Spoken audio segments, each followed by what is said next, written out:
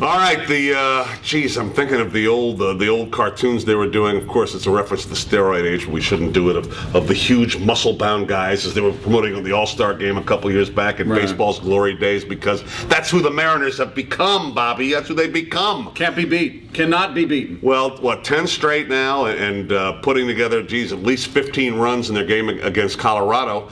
It begs the question that we talked about today on the show and made it our poll question. What does it mean? Anything? Something? I think we agree and disagree on this. I think we both agree that the overall record really doesn't mean anything.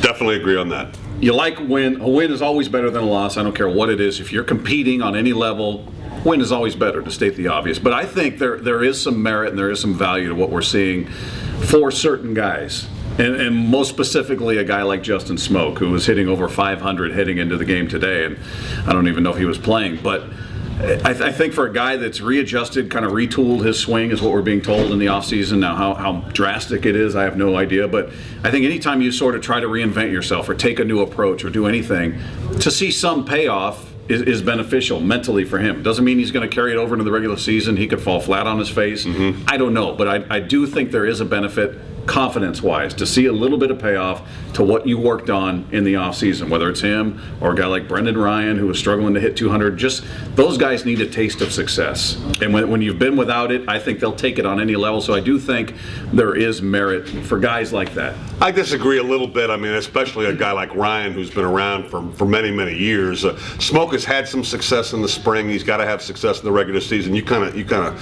said it. I mean, it's no guarantee. I think the bottom line when it comes to evaluating spring training is there are just no guarantees of anything you see. The Royals have been one of the best spring training teams for the past 10 years. Blue Jays had the best record last year. Heck, the Royals are undefeated this year, for that matter.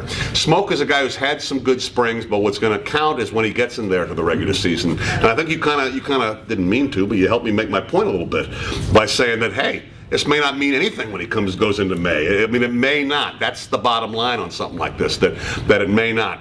These guys have got to know, and I think young veterans do, guys who have been through some springs, that spring training is about getting ready for the start of the Major League season. It's got nothing to do with the numbers you produce, more to do. Like Eric Wedge had a comment with, I think it was about Montero, was it not?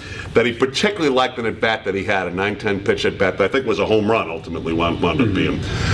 That's the sort of stuff I think you see. You don't want guys to get hurt, but you really can't get caught up too much in spring training numbers when at the end of the day what we can learn just by looking back at it is, like, sometimes they do matter. Sometimes a guy will have a great spring and a great year. Sometimes a guy will have a great spring and a terrible year. You just can never tell. Yeah, there's no real rhythm to most of it. I just look at guys that need a taste of success on any level, and I think it couldn't be anything but good for them. Yeah, how could I'll agree with that. I mean, it can't be bad. Right, and I think for young guys, I think we had a chance to catch up with Larry Stone from the Seattle Times. You can check out the podcast, and he just talked about the swagger that was there, a little bit of an air of confidence with a very young team that hasn't had a ton of success yet. A lot of these guys still, 1 year under their belt. So I think maybe something like this perhaps could mean more to them. And again, the true test is regular season. We'll see. But to me, there is no downside to any of it. And if it gives any one of those guys that was struggling or a young guy some level of confidence going into the regular season, then it's all good. More fun than talking about 10 straight losses. That's a fair point. Thanks, buddy. Yeah.